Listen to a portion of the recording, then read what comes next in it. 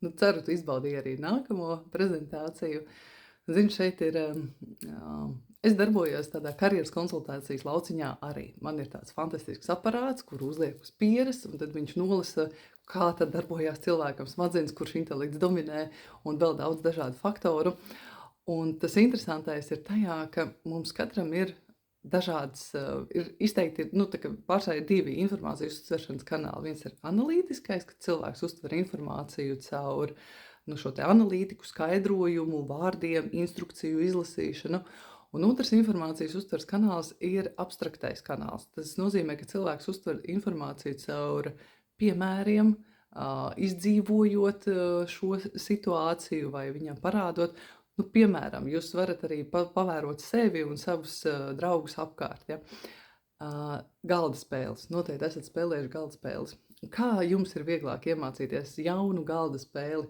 Kurš ir tas, kurš paņem instrukciju, izlasa instrukciju, ieskatās tajā, un viņam viss ir skaidrs, un tad spēlējam.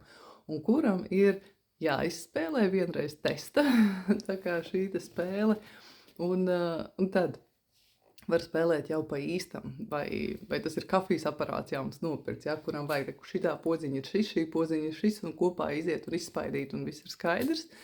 Un kurš paņem instrukciju, šitā, ok, man viss ir skaidrs, tagad es varu darīt.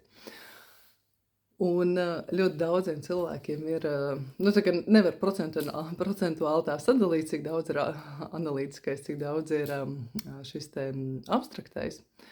Bet šajā te karjeras konsultēšanas laikā es esmu bieži nonākusi tur, kur pie slēdziena, pie pieredzes, pie situācijām, kur atklājās, ka cilvēkam ir šis te tēlainais informācijas uztvers kanāls, un viņš skolā ir iegūst pieredzi, ka viņam matemātika, ir īpaši tas ir kaut kā sasaistīts ar šīm te loģiskajām zinātnēm, matemātika, fizika, ķīmija, viņš saprot, nē, tas nav priekš manis.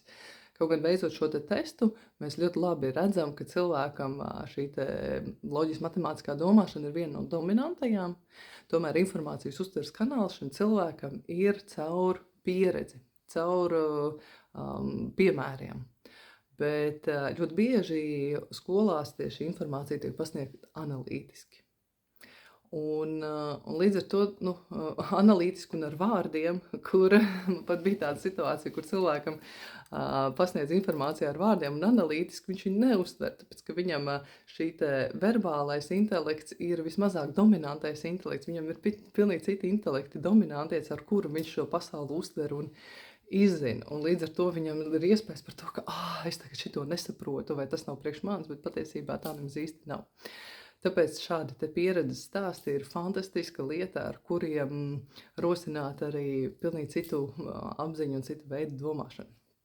Nu, lūk, bet kam tad īsti bērns ir gatavs 7 gados? Vai tad tiešām viņam ir tik dabīgi 40 minūtes ar 10 minūšu vai 15 minūšu pauzēm sēdēt piespiedu pozā, rakstīt un šādā veidā izzināt pasauli? Par to noklausies jau nākamajā Jūlijas Vankas vēstījumā par to, kas tad īsti ir, kam bērns ir gatavs 7 gados.